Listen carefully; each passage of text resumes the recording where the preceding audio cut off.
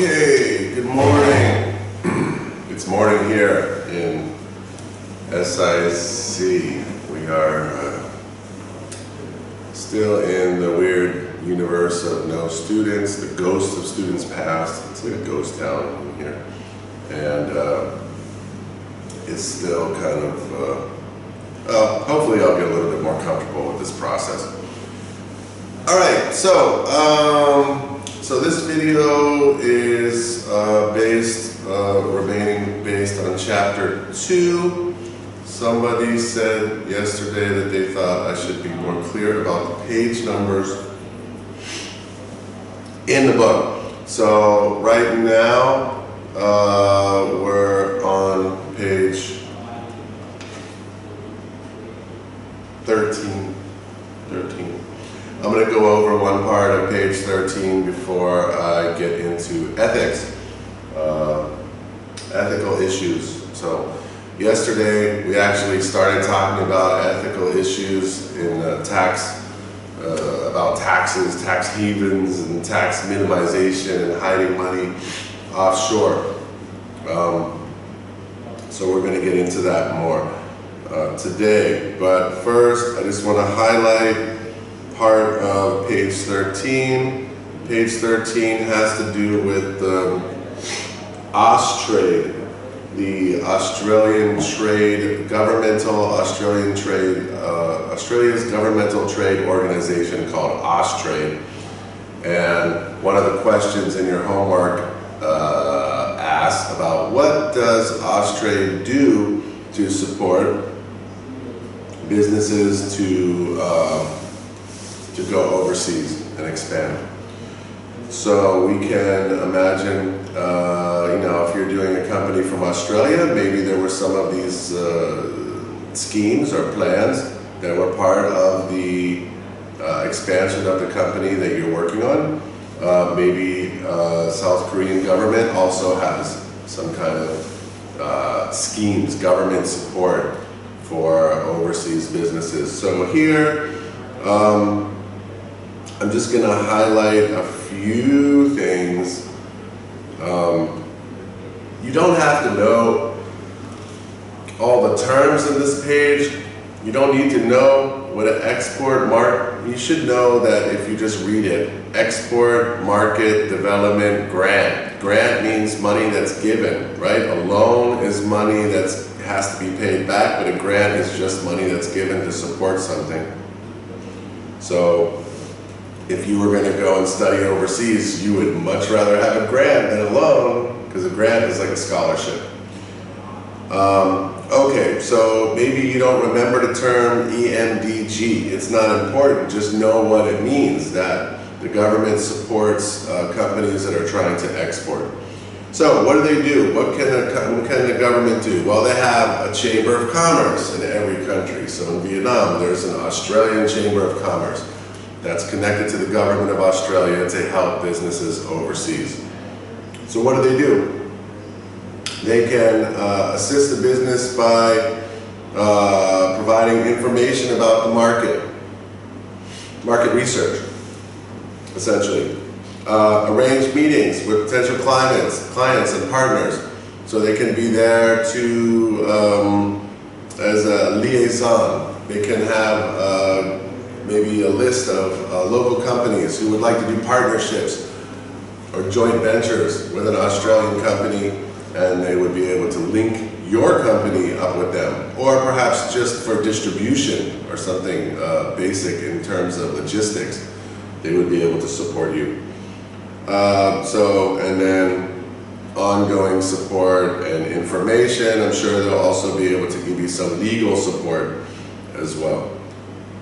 So Austrade provides information to assist businesses to reduce time. What are the benefits of a government? So those 3 bullet points on page 13 are what they do, but what is the benefit of that is in the next paragraph. The benefits of what the government does is it helps you reduce time and reduce cost of having to do research yourself, and also the risk involved when you're going to go to a new market. There's a lot of risk involved with that.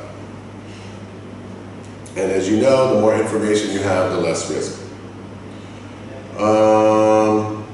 In addition, the Austrade, they will also help foreign businesses in a similar way to help them invest in Australia and to be successful. The benefits for Australia of the success of other companies is that it creates jobs, creates income, creates wealth, and tax money for the government. So, pretty much similar. They're both sides, right? Australian trade helps Australian businesses with information and connections and communication, and they also help international companies that are coming to Australia in the same way. And here it says possible partners and who is their competition. So those are the main points. The bottom of the page just says that individual states like Western Australia also have their own set of government bodies that try to inspire companies to want to go and create jobs in Western Australia, for example. Okay, so that's pretty much that. The government also can support research and, oh my God, no.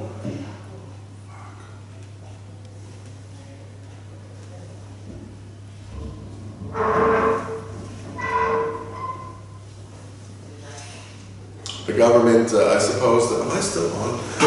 The power just cut in this classroom, so I'm kind of shocked. But guess what? I'm still online, so I'm still alive. Great. So I don't have any, I don't have any lights, and I don't have any computers, but doesn't matter. I'm gonna continue on because I have a battery-powered camera. This is fantastic.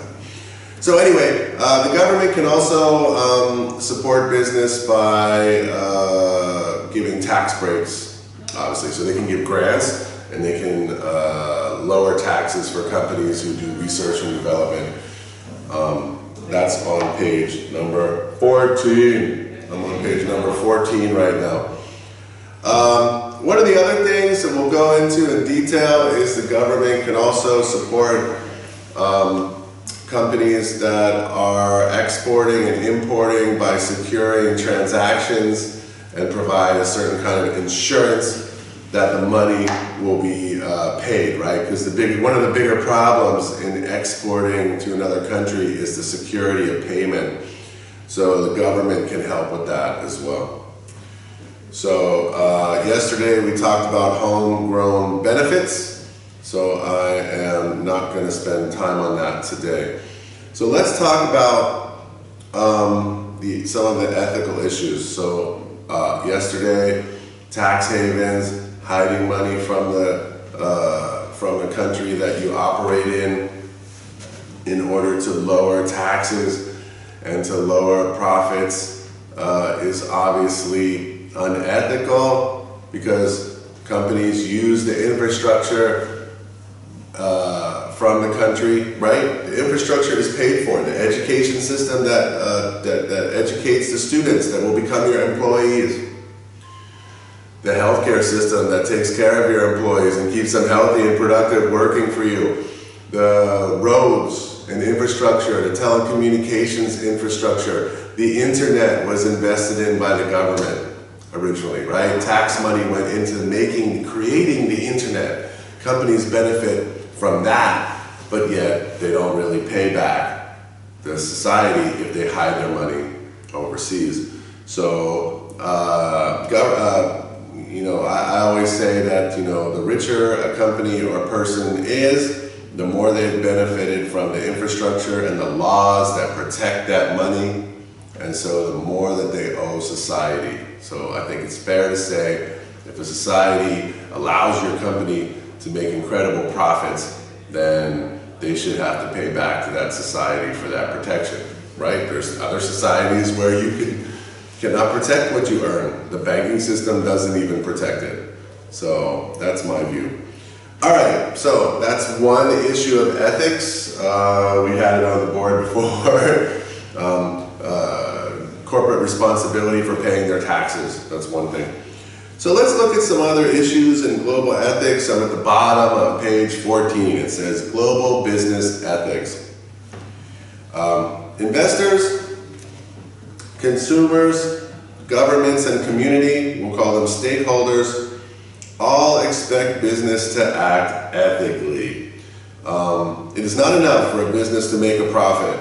Businesses are expected to be good global citizens and to use their economic and social influence to raise living standards domestically and globally.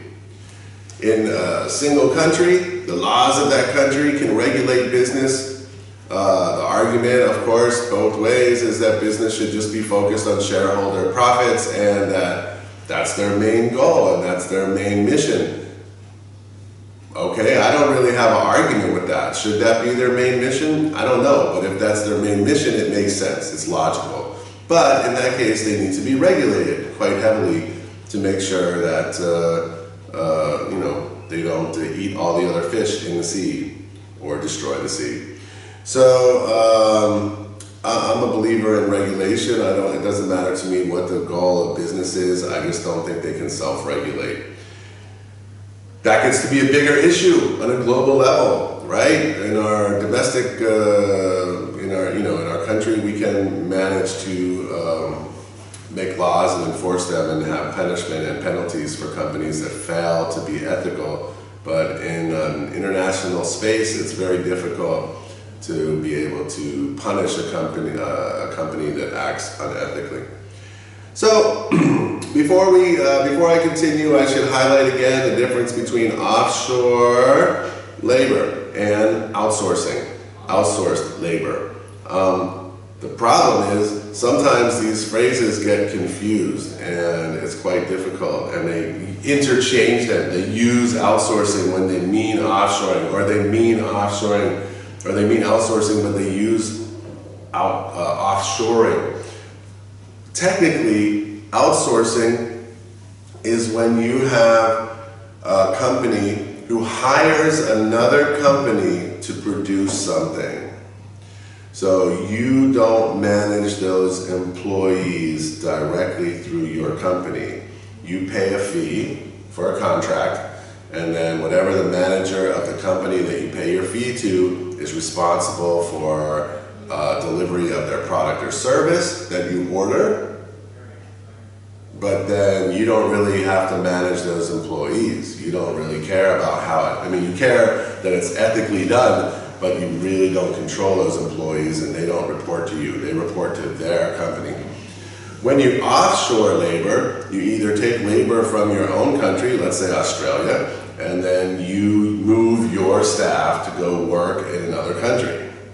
They're still your staff. You still employ them and you're still responsible for them, and probably they're under Australian law. Another alternative to offshoring would be to open some factory in another country, but also you hire them, keep the name of your company, and you're responsible for hiring them as well. So if there's a problem with how you treat the offshore labor, then that'll be directly associated with the image of your company and your brand. So look at Apple. Apple outsources, right? They work with a company called Foxconn in China, and Foxconn has notoriously bad working conditions, so much so that workers have been known to commit suicide in the middle of the working day because it's so bad to work there. That name, Foxconn, now, because they've had bad PR, bad images, has been associated with Apple more closely. But for a long time, most people would see Foxconn as this company and Apple as this company. If Apple had their own factory overseas called Apple Factory, and they had the same working conditions, then it would be much more directly tied to the company, and besides saving money for Apple, it would save their image as well. So offshore labor, I'm on page 14, as free trade agreements deregulate labor markets. Workers can become more vulnerable to exploitation. A globalized economy results in expensive sports shoes like Nike, which is produced in Vietnam, or denim jeans bought in Australia but being made in sweatshops overseas. A sweatshop, you should know this term, a sweatshop is a workplace where people work long hours for little pay and they have unhealthy working conditions, usually making consumer items which are sold for higher prices in developed countries. Sweatshops exist in all countries of the world. I'm not sure if that's true. I don't know where that statement comes from. Sweatshops are used to reduce costs, obviously, and increase profits because workers are paid very little for the work that they do. Workers are forced to work unpaid overtime with no breaks and are punished for slow work or mistakes. The management of a large retail company enjoy high salaries because of their decision to use sweatshop labor.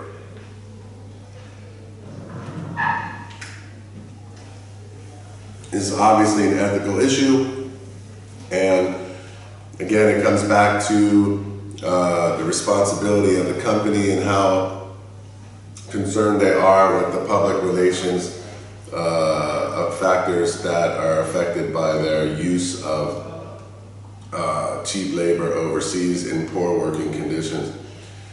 The ethical approach for global businesses relying on cheap labor, working in poor conditions, is to collaborate, is to work together with local unions. As you know, probably in developing countries that are poor, unions are not in a very strong position.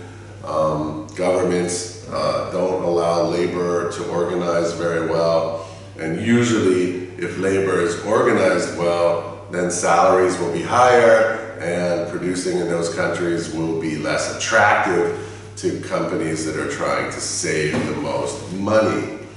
So I don't know if this is a solution. Collaboration will put pressure on employers. They must be talking about outsourcing here, right? Because if you're offshoring, it's your responsibility for the conditions of your workers. If you're outsourcing, then you are not sure maybe how the company is producing the product for you. So this appears to be outsourcing. Collaboration with the union will put pressure on employers to raise wages and working conditions. Global business will continue to exploit workers to keep their profit margins. And so the question is, human rights or profits? It's a complicated issue. There are multiple governments happening, levels of government involved in this. There are international organizations that have little power. There are domestic governments that maybe have less power than companies do, especially big multinational companies. And also have politicians who don't really fight for workers' rights. It's a complicated and difficult issue when everything comes down to productivity and profits. It's hard for workers to defend themselves. So that's the main point of offshored or outsourced labor. The next paragraphs focus on some more local Australian issues. One unethical practice that is seen as in Australia is that when young people lose their jobs when they reach the age of adult wages. They may have a good work history and have been a loyal employee over a number of years, but it's cheaper for the business to replace them with young workers on a youth wage. When we looked at employment last year, you probably remember that Australia has a very strict format for wages, and that each job, you can look up every job on the internet in Australia to find out what the expected wage should be and to use that with your employer to negotiate. So one thing though it's called a loophole, which is when the law a loophole is when the law allows for some behavior that is really unintended, a loophole. And there's a loophole in Australia that the official wages that are on the internet for each job position only really start once a worker becomes 21. So if a company decides to hire employees under 21, say 18, 19, 20, they don't have to follow the wage scale that the older workers have. So that's what that's about. So some companies will just continually hire and roll over 18, 19-year-old workers, 18, 19-year-old workers, and keep their salary, and this is a way for them to save money on salary. Is it illegal? To fire somebody who's a good worker might be illegal, but if they can find a way to replace the workers, it's not really illegal to do it, it's just unethical. To highlight what we talked about last year, it says ethics are based on judgments and personal experience. Let's remember, there's two levels of this. Morals. Morals are what you feel is right and wrong, okay? Or society has a sense of what's a right and wrong behavior.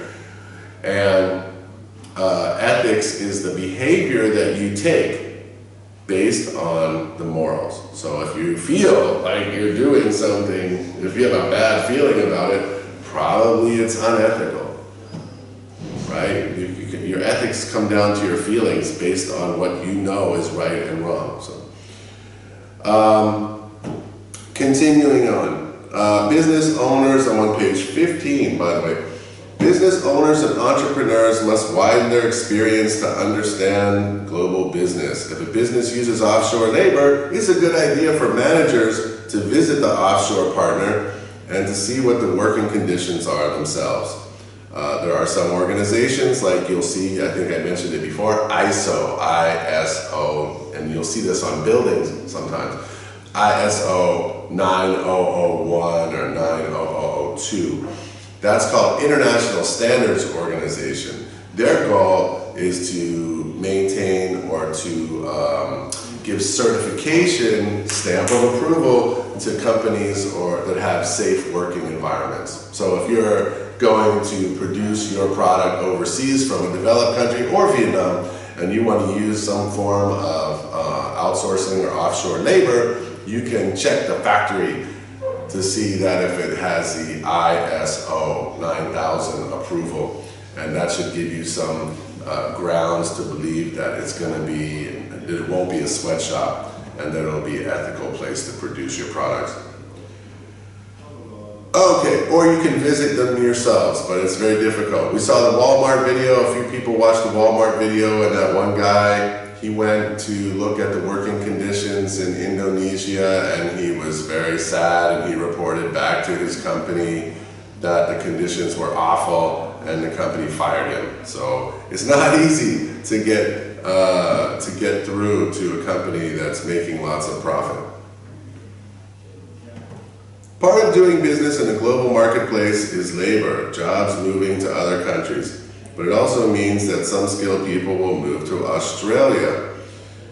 Offshoring can provide economic benefits and brand awareness in other countries. Selling goods and services in other countries supplements domestic revenue, and there may be lower manufacturing and distribution costs. Building a global brand will also increase brand awareness in Australia. That paragraph doesn't make sense very much to me. I will let it go. If a business cannot find the specialized workers they need in Australia, the skill shortage can be filled by foreign workers. Nurses comes to mind in particular. So we would say, so anyone that a company hires in Australia to move them overseas, or anyone that a company hires from overseas, the company hires them to work in Australia, would be considered offshoring labor. So there are some arguments where people have about immigration of labor to a country. They feel that the immigration allows workers from other countries to take jobs that could be done by Australian workers. So there's some a little anger in the country about that. Why should someone come and take our jobs? Countries usually have laws to prevent that and only take skilled workers that can do jobs that most Australians are not able to do, so in places of need in the economy. I guess you could say that teaching at SIC is similar to that. When I apply for my visa and my work permit, I'm supposed to justify that I can do a job that maybe a local person would not be able to do. Arguments against offshoring, so decrease employment in Australia. But that's the thing, right? So if, they're saying that there'll be less jobs in Australia, but if no one can do the job, then that's a question. 2, customers perhaps resent having to deal with offshore customer service staff and overseas and call centers. Okay, well, so not only, this statement is basically saying that manufacturing is not limited, outsourcing is not limited to manufacturing. Now, there are services that can be provided, web design, customer service. If you call about the problems of your computer, you might talk to somebody in Philippines or India instead of an American customer service person. So there are some issues about whether that work could be done by people who actually live in Australia. And this last statement doesn't, so offshore staff has to be managed by the Australian company, so it's sometimes difficult with cross-cultural relations to have a good understanding between the company and its staff. All right, I've got to get through a bunch of other stuff, so let me move on. Environmental responsibility. It's an ethical issue, right? Because if people make a lot of money by externalizing, remember that? Externalizing the cost of production, especially the environmental cost, onto the countries where they produce.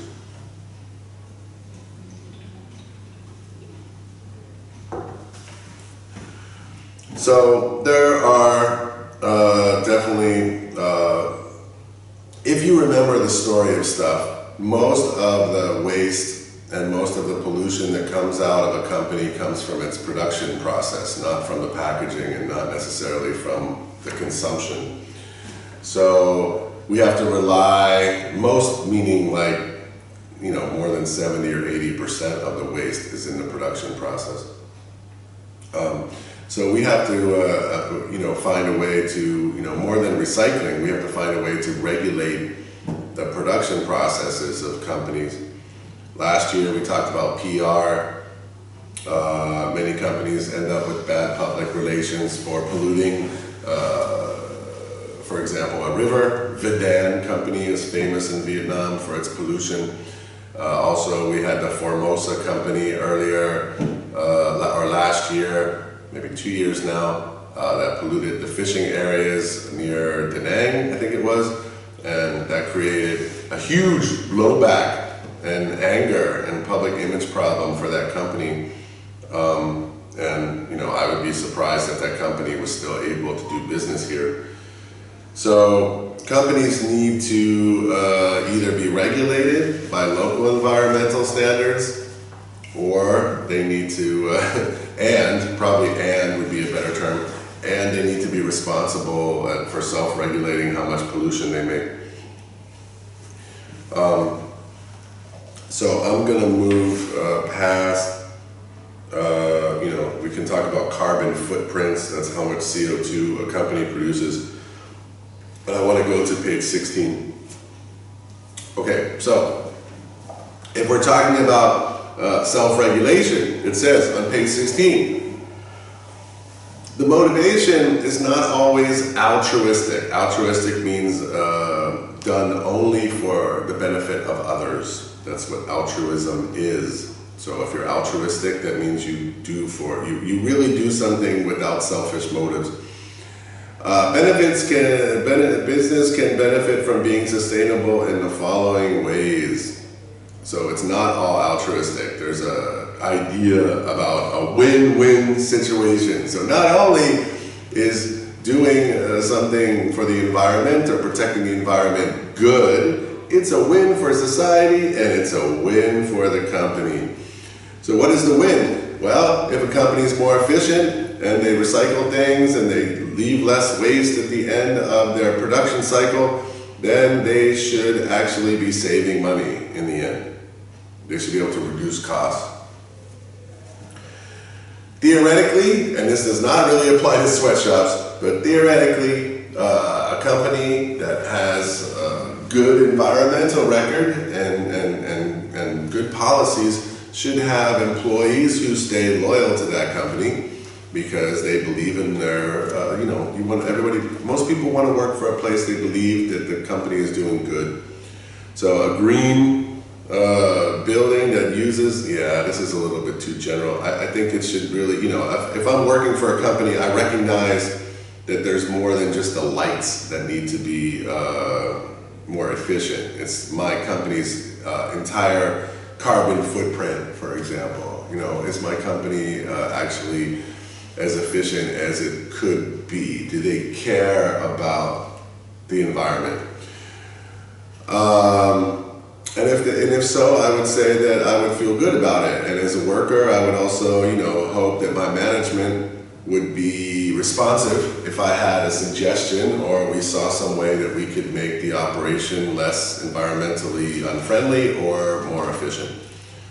So, reduce costs. These are benefits supposedly for companies that act environmentally friendly. They should be able to be more efficient, reduce costs. They should be able to gain staff loyalty. They should have good PR within the community. If the community feels that the company is a force for good, of course they're going to be more willing to buy from that company. So then we have this section on carbon trading. Carbon trading is perhaps worth a little, I don't want to spend too much time on it, but let's just say that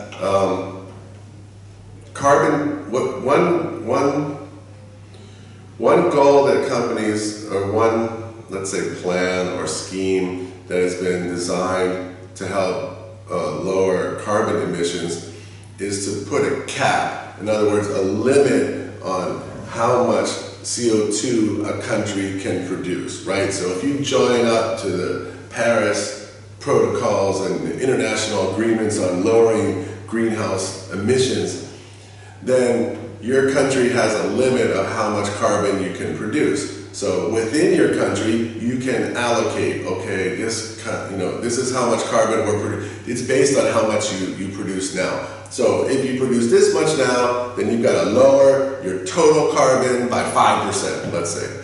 So the government will tell all the companies, you have to lower your CO2 production by 5%. Some companies will be able to lower it by 10%. Some companies will not be able to lower it. It'll be too difficult for them to change quickly. So in order to have what is called a carbon trade, the company that cannot reduce will pay money to get the extra 5% from the company that can reduce by 10%. And this way, it inspires the company that lowers more. They get money for that, right? So the company will get paid for being more efficient, and the other company that's not efficient will have to pay more in order to keep producing the same amount of carbon.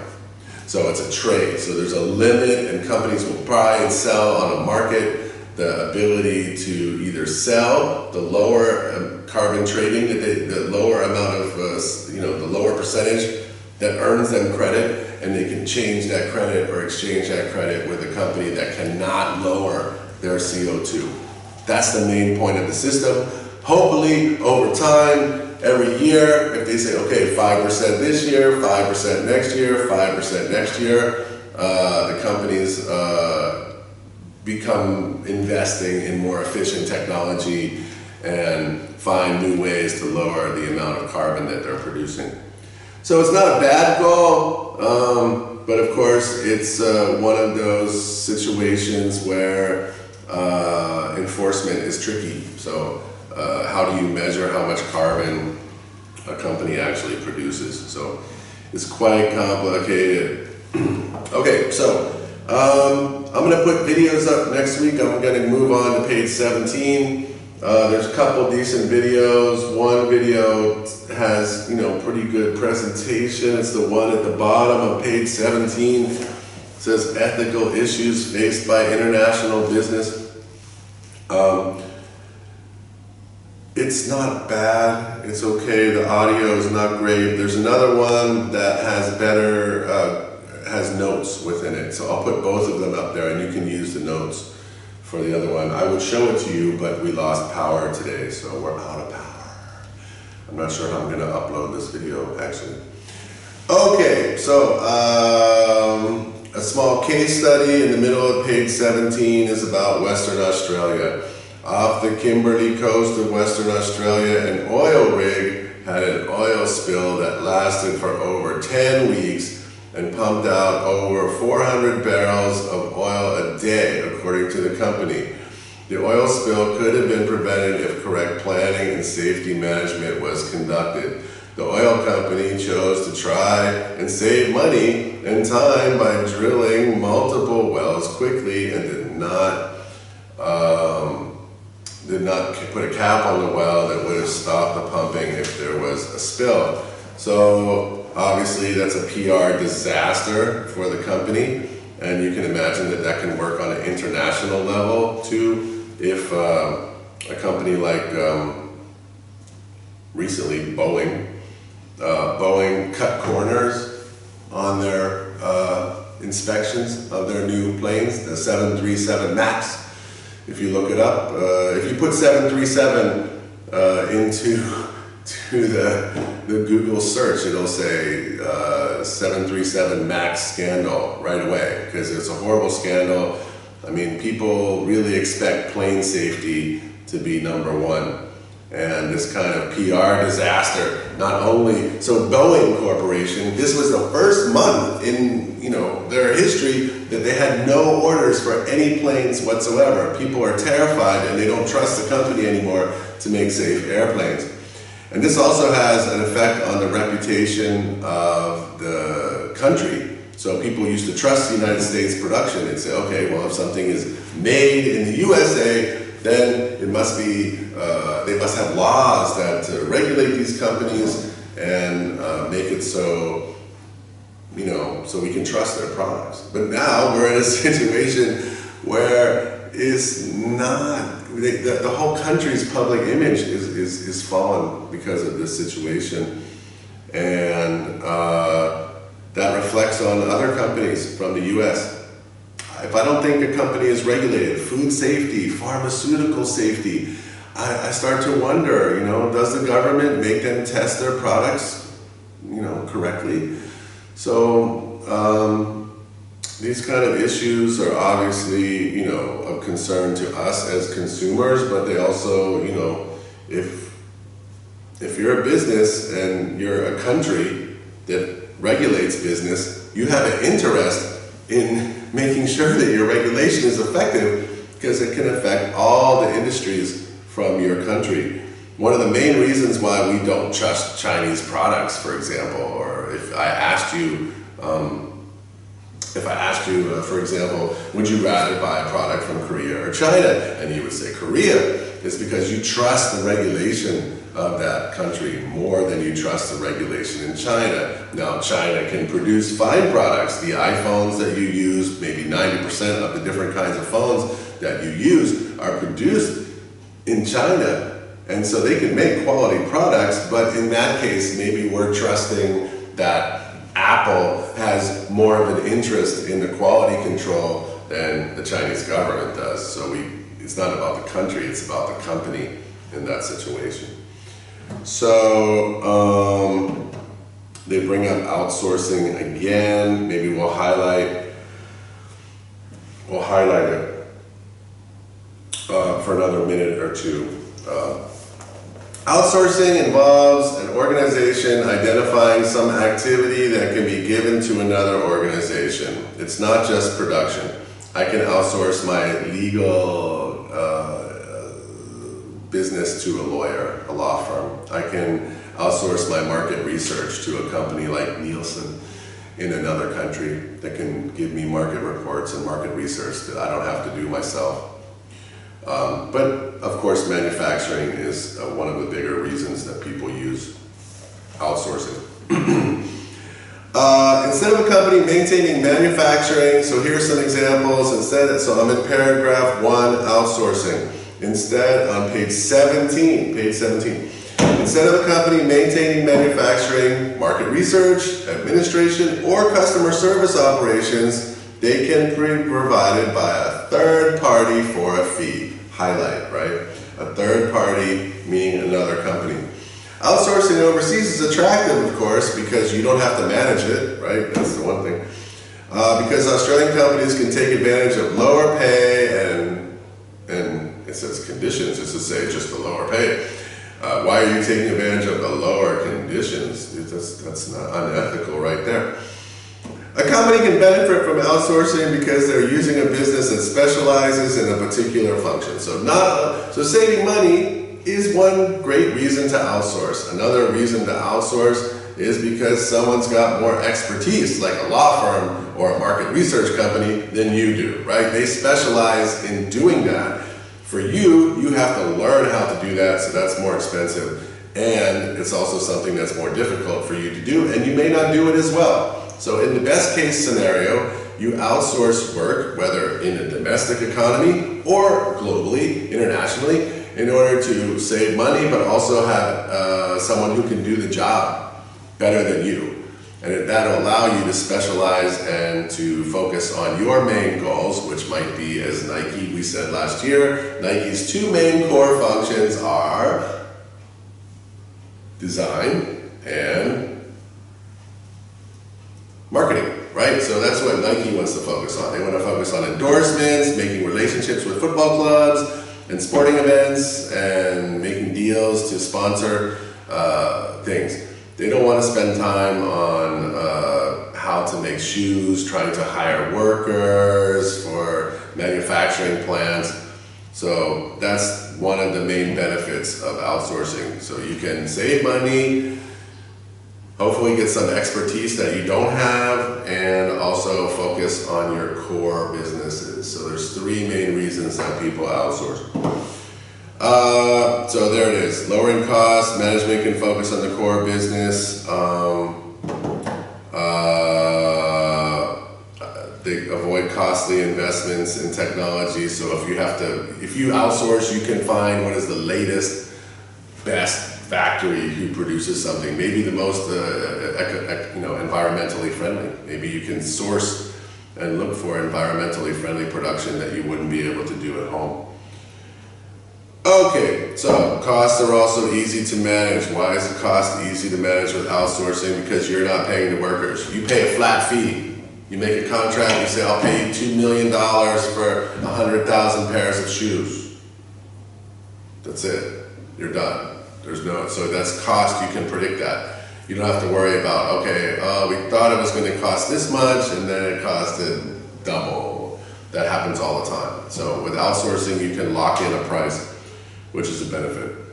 A company pays fixed and variable costs associated with maintaining facilities for employees' wages, but if the activity is outsourced, there's one fee, and that's much easier to budget for. Flexibility, that's another thing that's a benefit of outsourcing. So the bottom 2 paragraphs are talking about some other benefits to the company. First one is that you don't have to have as many managers and administration. You just get to pay one fee and that's it. The second one is that it's flexible. So if you have a company that's seasonal, then you don't have to maintain staff for 12 months. If you're only busy for 6 months, nobody wants to work for 6 months on and have 6 months off. It's very hard to keep staff, so it's better if you just hire or outsource to another company for the 4 months that you need something, and then you don't have to, you make a contract for the next year, and you wait 8 months, and then you do it again. So you don't have to maintain your cost in a seasonal. If you have any changes in demand, it can be very helpful to have outsourcing. Okay, I don't know why I talk about outsourcing so much. We have 2 or 3 more concepts to cover today. Dumping.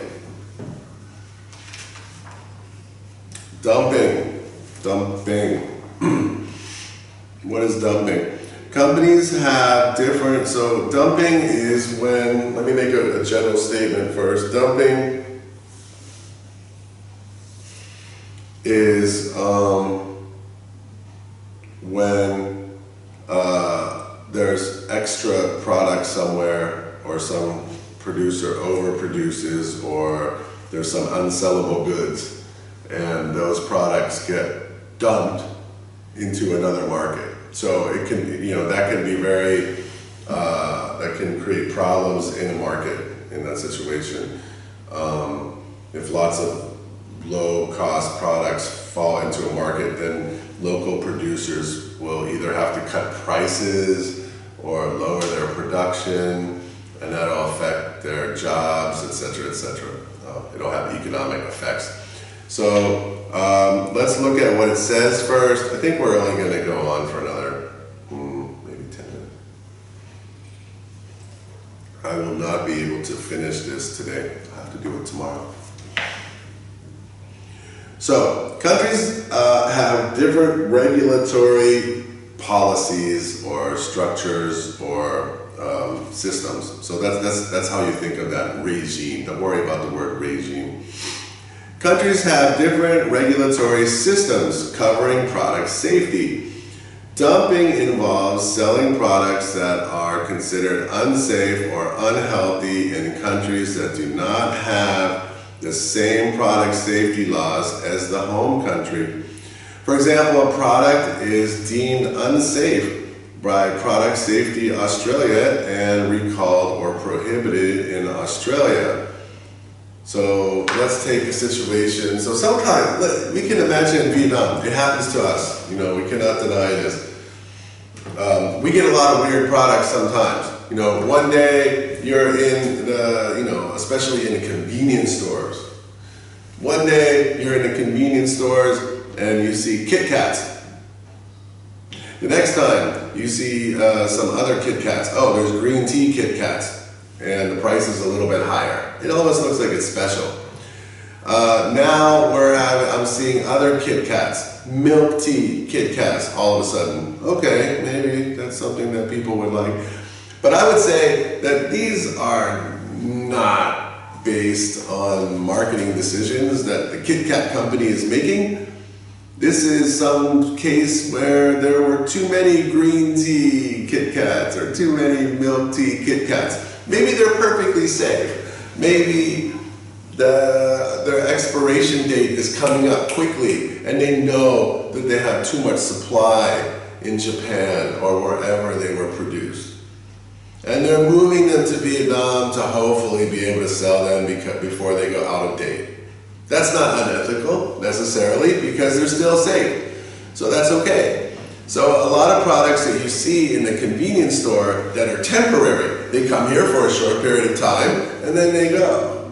And you wonder, whoa, why? Why was that product available and now it's not available? Well, it could be dumping. It could be a company is just trying to get rid of that product in our market. Without marketing, right? There's no marketing. The Kit Kat is not advertising, hey, new milk tea, new green tea. No, they're not advertising. They're just putting them in a convenience store.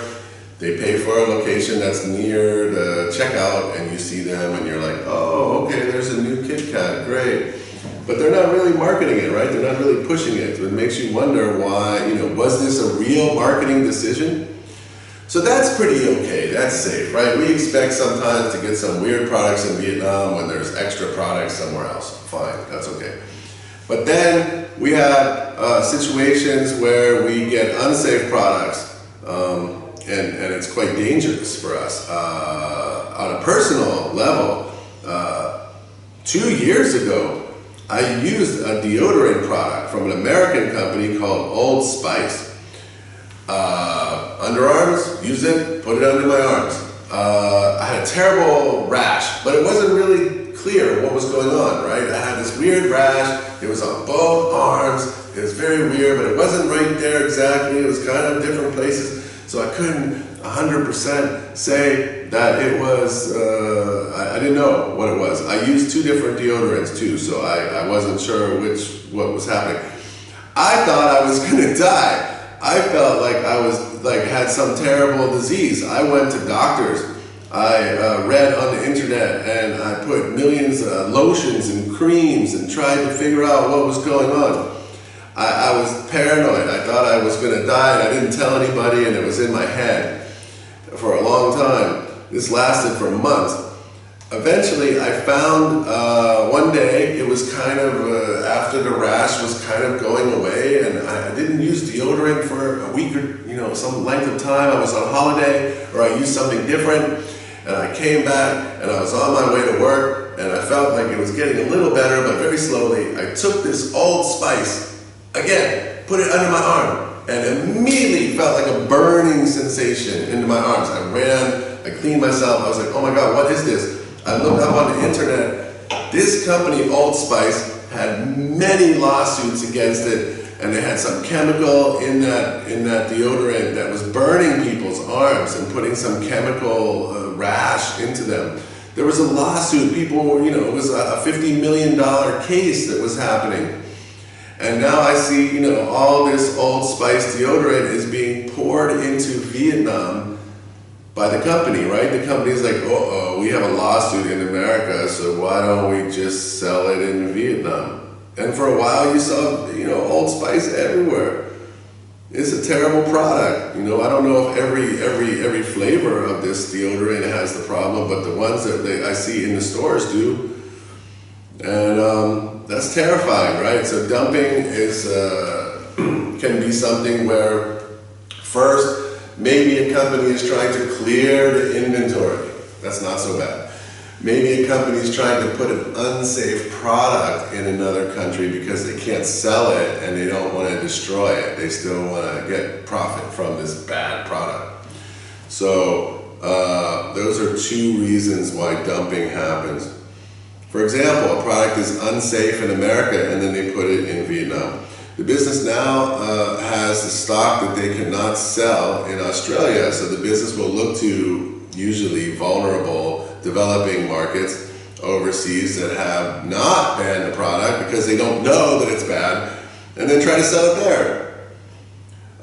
This is a clear ethical issue. A company will be concerned with the loss associated with not being able to sell its inventory and the cost associated with the disposal of illegal stock, right? They're trying to save from throwing away what they can sell.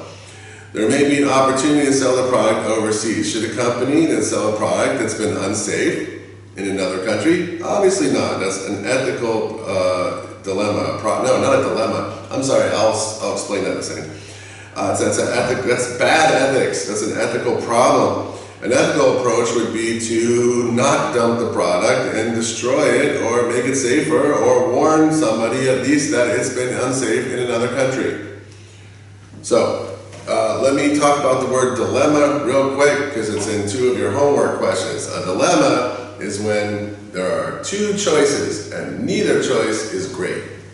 So either choice gives you a kind of secondary problem, or you have some kind of negative, not negative necessarily, but there's a cost involved in both sides.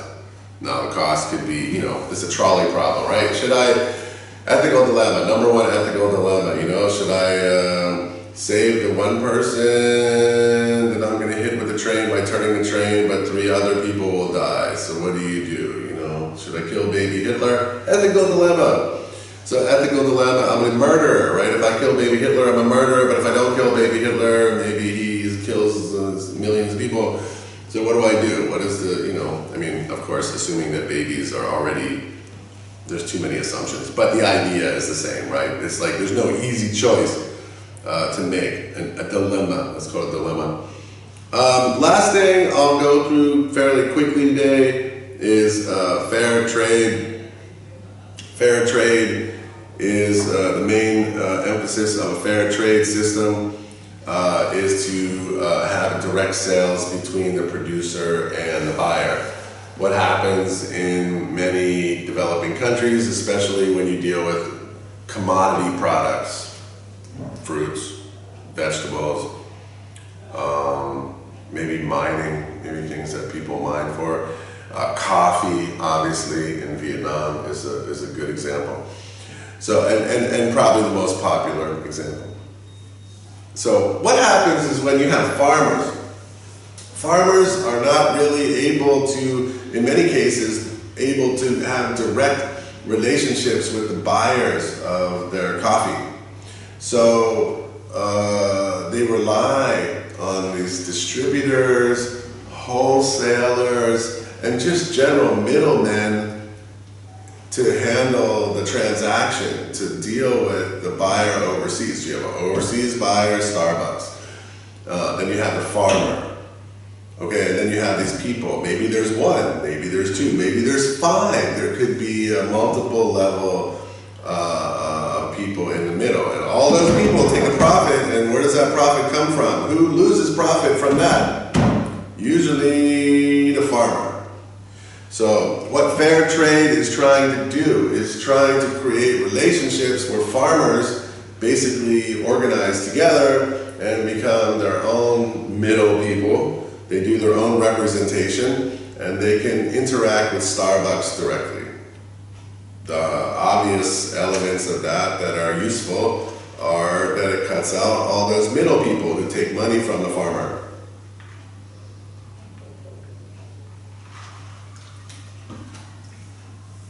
And the idea is that the people who are actually producing the coffee, in this case, get a fairer deal. They get a fair trade and a fair value and price for what they produce. So I'll go over this and then we'll be done for the day. Tomorrow I'm going to produce another video in the morning, and I will try to be available for 40 minutes, let's say for our class, for year 12, from 11:20 to 12 o'clock. We have 40-minute windows. So I'll also, let me think about it for a minute, but I'll try to pick a time on the weekend that I might be able to be available as well. Okay, fair trade. Business in the developed world are able to lower their costs and increase profits by using cheap labor or buying source materials and products overseas at low prices. This benefits the company, but often does not provide the means of living or a standard of living for the poorer country to improve. So fair trade is something that people use for PR, obviously, too. So if you put on your coffee and it says fair trade, I think even Starbucks does that. They call themselves fair trade coffee.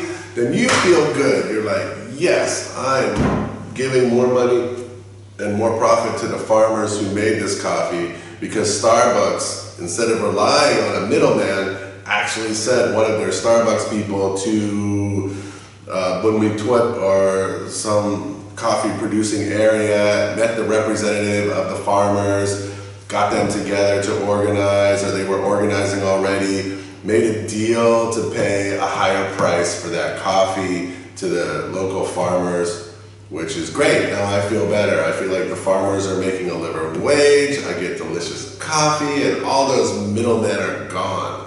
All those people who are taking advantage of the situation. Fair trade is a label. We see this, and I don't know why I talk about it first, but fair trade is a label to products, organizations, and businesses that are committed to providing decent working conditions, better terms of payment and trade, and hopefully sustainability for farmers and workers in the developing world. So fair trade is usually trying to take away the unfairness of most exploitation between developed and developing.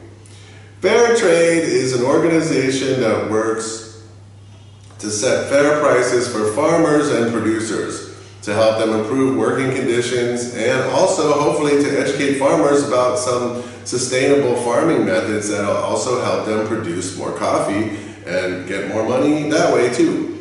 The aim of fair trade is to encourage businesses to pay a fair and stable price to suppliers in developing countries and for governments to use laws and legislation to improve and protect the rights of those workers on the farms.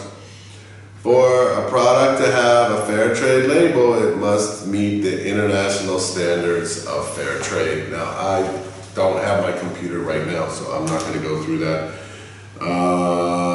So this is a classroom in the dark. I'm much more happy to be in the dark in some ways. I see you too sometimes at lunchtime. You like being in the dark. I don't know why. Anyway, it's been lovely. Hopefully we're getting better at this production process of these videos. I will be available to you tomorrow at 11:20. I'm going to post this video today. And hope everyone's okay and has a great day.